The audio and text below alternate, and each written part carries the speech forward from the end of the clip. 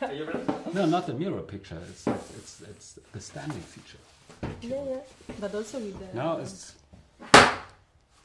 Let's do the drop test during our live stream. No drop test. 10 seconds.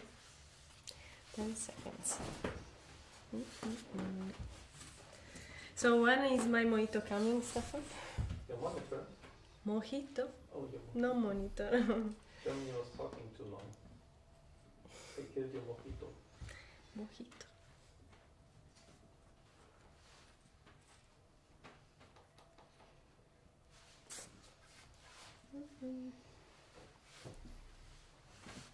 Hi everyone from Android Pete, my name is Jessica. And my name is Shu, in short. We are back to Berlin after a few days in Barcelona for the MWC. Yeah, and it's even colder than in Barcelona. That was, I think, the most coldest trip to Barcelona during the for an MWC I've ever been. Yeah. We even saw the snow. Snow in Barcelona. Yeah. It was my first time. But yes, in Berlin, as you can see, it's quite cold. We have minus 11, if I'm not wrong. But anyway, we are here to talk about the latest news in the tech world from Barcelona. So first of all, which is the device or the technology that you saw in at the Mobile World Congress this year that you like most? It's hard to say. It's sometimes a little bit hard to judge because you cannot see everything there. Basically, what I've seen so far was Samsung, the S9, S9 Plus, the Sony, HMD Global, Nokia devices, and some Asus thing, I think, from the distance. What excited me most, I think it was the Sony, because I'm a little bit into video stuff. So that's why I'm not that slow-mo guy. They are addressing with the Sony XZ2, but the 4K HDR recording mode, I think is the most interesting thing on a Sony one. Yeah, for sure. The Samsung is also interesting, but that needs to be tested about the two apertures on the smartphone, if it brings something or not. Yeah, let's see. We will need to see which value will add to the user experience, because at the end, for us and for everyone is going to buy these devices, this is the most important thing. Okay, of course, to have in your hand a new flagship is always a really great experience, and when you see what the brand just did in the new phones is always great, but then you also have to think about how you usually use your phone. So in your case, that you really love to shoot videos and so on, probably the Sony is one of the most interesting phones. And then we will see also Samsung, because as you said, the brand decided to implement a new feature also in the camera. So you also decided to think about maybe the younger generation that are really into AR emoji. I know how you love this kind of feature. No, do you know? Does it work at least? Did you see how beautiful it is? I've seen it, and it is some kind of a mixture between Mitomo from Nintendo, so more comic style, and Apple's Animoji. Yeah. So I think it's more addressing the younger people. Yeah. And it's a little bit limited. So yeah, you can record yourself or make a picture of yourself, and it can be converted into, I think it was, Stefan has to correct me, 12 different movements? Maybe 18. Styles? 18. 18? Okay, now it's 18. Oh, now I have to change my mind, because there are 6 additional I have never thought of. But I'm a little bit too old for that. Come on. So you don't use Slack? Slack and actually Slack you use it. I have to use it. I was forced to use it. But anyhow, the Samsung is an interesting thing. But from the outside, it is looking quite boring. Yeah, I have to say the same. When I saw the fonts, of course they are really well done. I mean, the design is nice, but if you have seen already the SI8 and the S8 Plus, it will be hard for you at the beginning just to see the differences. Of course, on the back you will see some differences, especially in the Plus version. And the fingerprint sensor. Yeah. Finally. It is finally on the correct position. We don't have it at the moment, so next week I think we'll see the S9 in our hands. But now it's in a central position underneath the camera, so you can more naturally move your finger on it. Yeah, which is a great thing, especially because most of the users, the S8 Plus user, were complaining about it, so Samsung decided to do the right thing. Then, unfortunately, we didn't see the fingerprint sensor under the display yet. Yeah, you had an interview. Yeah, I talked, with Mark Norton from Samsung. So the reason is basically the future is not ready yet. As you know, before to release a phone, I mean, every brand needs to do several quality check. So especially if we are talking about big brands, so a lot of units need to be delivered to the users. But before to do that, the brand has to be sure that the future is going to work in the proper way. Probably is not the case of this future yet, but we saw already as this feature is available in the market because several Chinese brands are already working on it. We saw it also on the Vivo phones. Right. So it will come. It will come. We don't know when yet. We would like to see it maybe on the Note 9, but we are not sure if the brand will have enough time to do properly the quality test. Also because I'm pretty sure that they would like to avoid the situation that they had before with the Note 7, the battery problem. Yeah, that's for sure.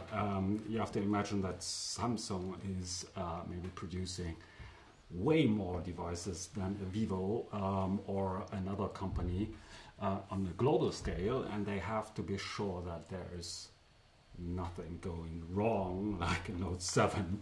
So it will take a little bit more time for quality checking.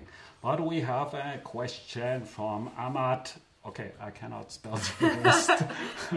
Which how do you pronounce it? No, I don't know. Al-Janabi. Al-Janabi, okay. Which smartphone has a new feature and does not take it from another smartphone before? Ooh. That's a really hard question. Interesting. Also because we saw as several brands decided to implement in their new phones the notch.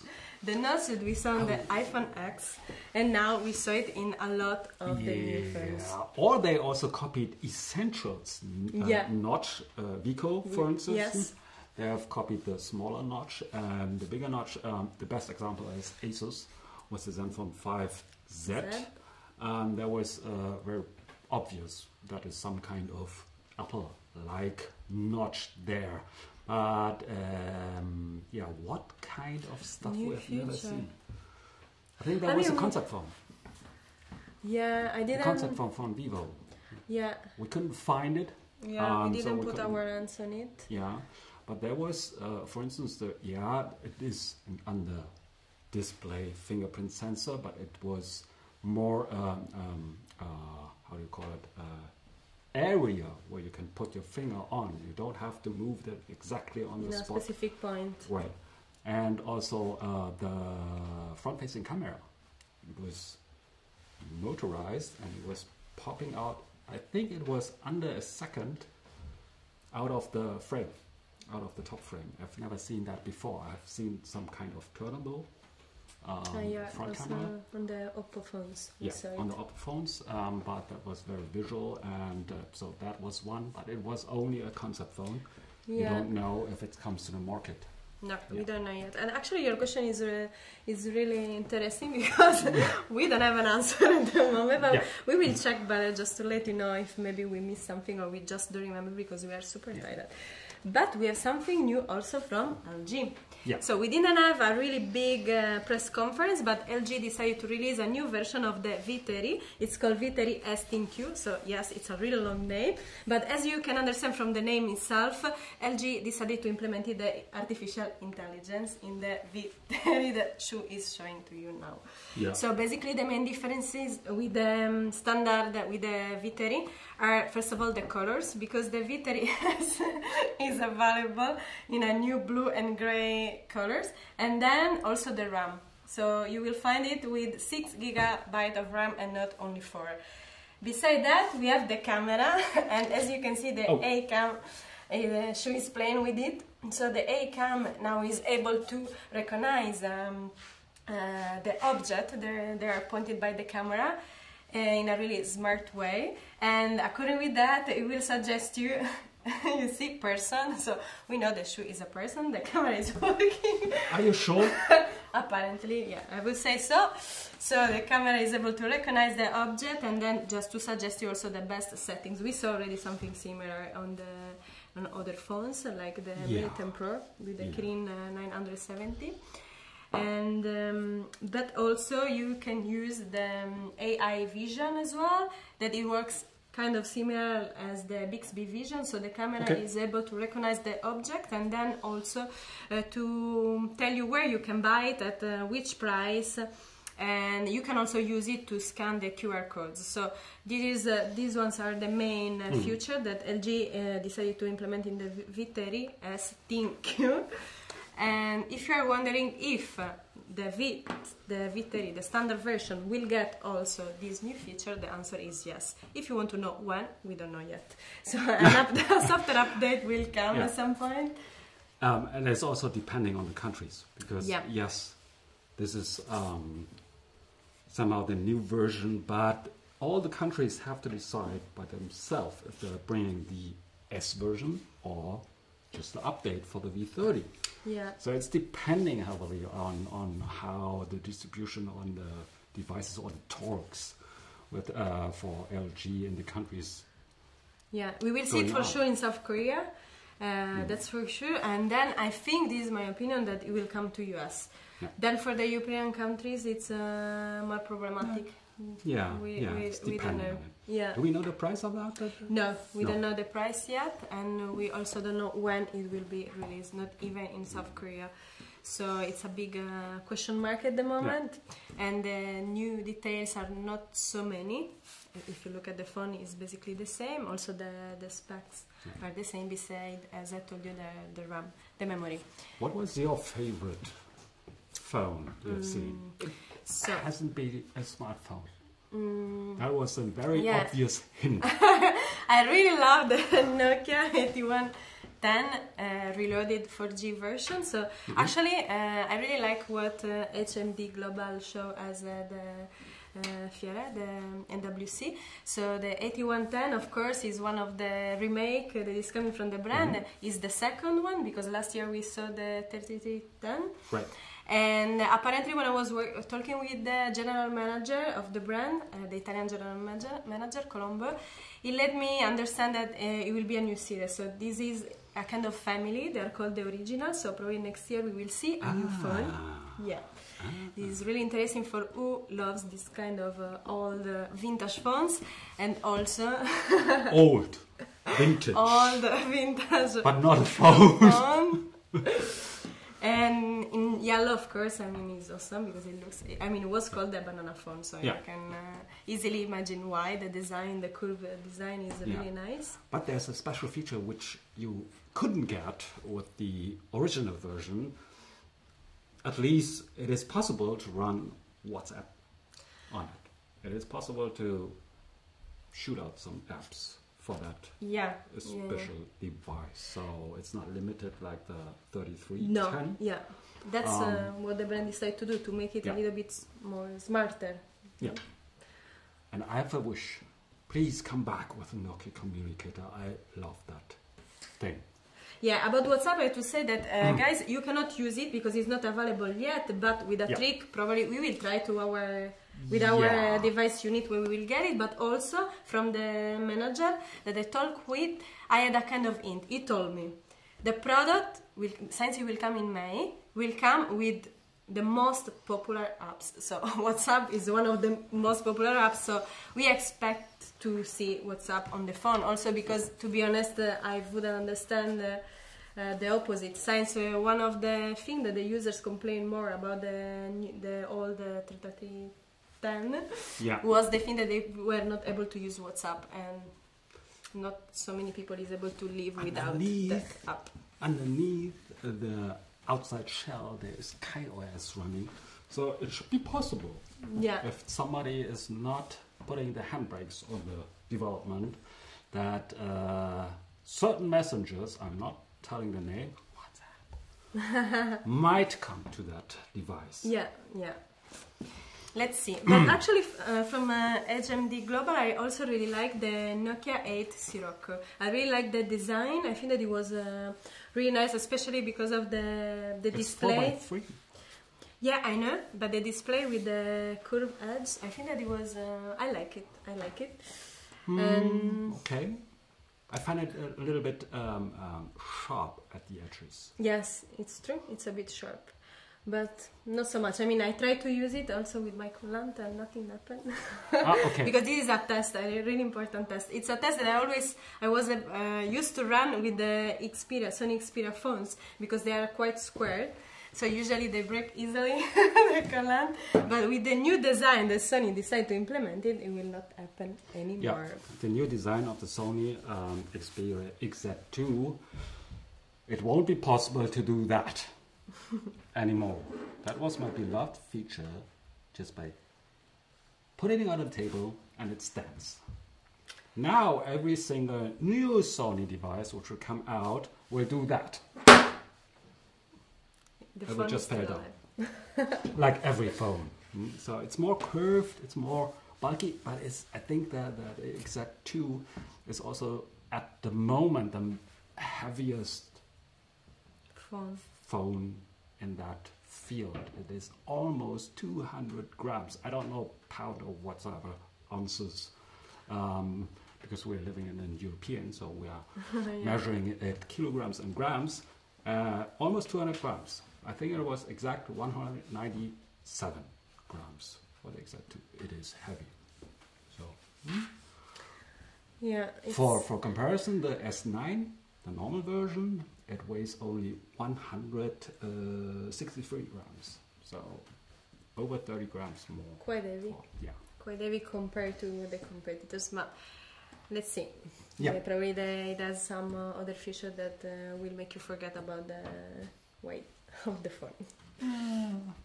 It could be dynamic vibration system, maybe. But we forgot something, that Huawei didn't release the P20. We knew it in advance, but actually just brought to the market a new tablet. So the Android, 2 new tablets. The Android tablets are still alive, guys, if you were wondering. Are still alive, and Huawei wants to give you a new chance to buy a new device. Yeah, and it is, I think for multimedia consumption, this is quite interesting, because the smaller one has got 2 loudspeakers and the bigger one, I think it was 4 loudspeakers. So it should be quite loud in your hands. But what I thought was more exciting, at least on one feature, instead of the tablets, just leave it away, was the MateBook X.